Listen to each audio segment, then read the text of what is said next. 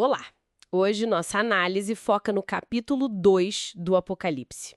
Vamos olhar de perto as mensagens para as primeiras 4 igrejas: Éfeso, Esmirna, Pérgamo e Tiatira. Isso, são mensagens bem diretas, Parecem quase um relatório espiritual, né? com elogios, críticas, promessas para cada uma. Vamos explorar isso. Exatamente. A ideia que vem de uma figura divina, né? Que avalia a fundo a condição de cada igreja e tem um padrão interessante. Qual o padrão? Olha, primeiro reconhece o que fazem de bom, depois aponta o que precisa corrigir e, no fim, tem uma promessa para quem vencer, para quem superar. Entendi. Bom, começando por Éfeso. O texto elogia o trabalho duro, a perseverança deles. Sim, e a firmeza doutrinária, rejeitaram falsos apóstolos, não toleravam os maus, eram bem rigorosos nisso. Mas aí vem a crítica, né? Vim e é forte. Abandonaram o primeiro amor, é um ponto central. Quer dizer, a doutrina estava certa, o trabalho existia, mas... E a paixão inicial, o fervor? E a advertência é séria. Muito séria. Arrependam-se e voltem ao que faziam no início, ou o candelabro, que simboliza a própria igreja, seria removido. Puxa, é um alerta pesado sobre ter a forma sem o coração, né? Com certeza. E a promessa para quem vencesse lá em Éfeso. Comer da árvore da vida. Uma imagem lá do Gênesis, que fala de vida eterna, de comunhão com Deus. Interessante. Ok, seguindo para Esmirna. Lá a mensagem reconhece as dificuldades, a pobreza material. Isso. Mas diz que eles são ricos. Ricos espiritualmente, né? Apesar das tribulações, da calúnia que sofriam. Calúnia de um grupo chamado Sinagoga de Satanás. Exato. E para eles a mensagem é puro encorajamento. Tipo, não tenham medo do que vão sofrer. Prisão, perseguição, talvez por um tempo limitado, simbolizado ali pelos 10 dias. E a recompensa pela fidelidade. A coroa da vida, um símbolo de vitória, de honra. E a proteção contra a segunda morte, a condenação final. Para Esmirna não tem repreensão, só consolo e promessa mesmo. Que contraste com Éfeso. Agora Pérgamo. Ali a coisa fica mais... Complexa, bem mais. São elogiados por serem fiéis e mesmo orando, como diz o texto, onde Satanás tem o seu trono, provavelmente uma referência à forte presença de culto imperial e outros deuses pagãos ali. E mencionam um mártir, Antipas. Sim, um testemunho de fidelidade até a morte naquele ambiente hostil.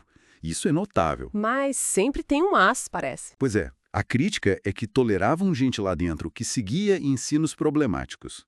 Os de Balaão, ligados à idolatria e imoralidade, e também os nicolaítas. Ah, os nicolaítas de novo. O que seriam esses ensinos na prática? Se misturar com a cultura pagã? Provavelmente, algum tipo de compromisso, sabe? Com práticas como comer alimentos sacrificados a ídolos, talvez imoralidade sexual, coisas que iam contra a fé cristã. A tolerância a isso era o problema grave. Entendi. E a chamada é ao arrependimento. Imediato. Senão viria o juízo, a espada da minha boca. Mas para quem vencesse, as promessas são bem misteriosas e atraentes. O maná escondido, que sugere um sustento espiritual íntimo de Deus. E uma pedra branca com um novo nome. Exato. Que pode significar aprovação, uma nova identidade dada por Deus, acesso a algo especial. Bem profundo. E por último, Tiatira. Lá o elogio é até maior no começo, né? É sim. Diz que as últimas obras deles eram maiores que as primeiras. Amor, fé, serviço, perseverança. Estavam crescendo, melhorando em várias áreas. Que bom, mas... Mas tinham um problema sério de tolerância também. Uma figura que o texto chama de Jezabel. Nome com peso histórico negativo forte. Com certeza. Remete à rainha Jezabel do Antigo Testamento, que promoveu idolatria em Israel. Essa Jezabel de Tiatira se dizia profetisa, mas ensinava e seduzia o pessoal à imoralidade, a comer coisas sacrificadas a ídolos. E a igreja tolerava isso? Tolerava. E a mensagem é dura. Diz que ela teve tempo para se arrepender, mas não quis.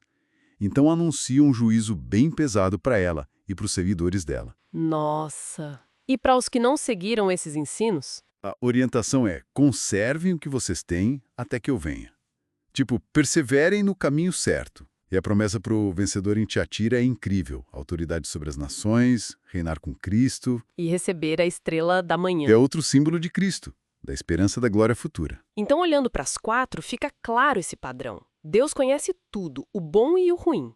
Chama ao arrependimento onde precisa, ou à firmeza, e sempre tem uma promessa ligada a superar o desafio. Exatamente. E tem aquela frase que se repete no final de cada uma, né? Quem tem ouvidos, ouça o que o Espírito diz às igrejas. Isso é chave. Por quê? Porque mostra que essas mensagens, apesar de serem para as igrejas específicas lá do primeiro século, têm uma aplicação que atravessa o tempo. É um convite constante para a gente ouvir, sabe? Avaliar a própria vida, a própria comunidade. E aplicar essas lições, né? Tanto os avisos quanto os encorajamentos. Isso. Fica a reflexão, eu acho. Como manter esse equilíbrio hoje? Reconhecer o que é bom, mas corrigir o que está errado, sem cair nem na complacência, nem num legalismo sem amor. Onde está a linha, né? Pois é, como ser fiel sem perder o fervor. Como resistir às pressões de fora e aos problemas de dentro. Continua sendo o desafio. Uma busca constante por discernimento, por coragem, por amor e por verdade, né? Para ouvir o que o Espírito continua dizendo.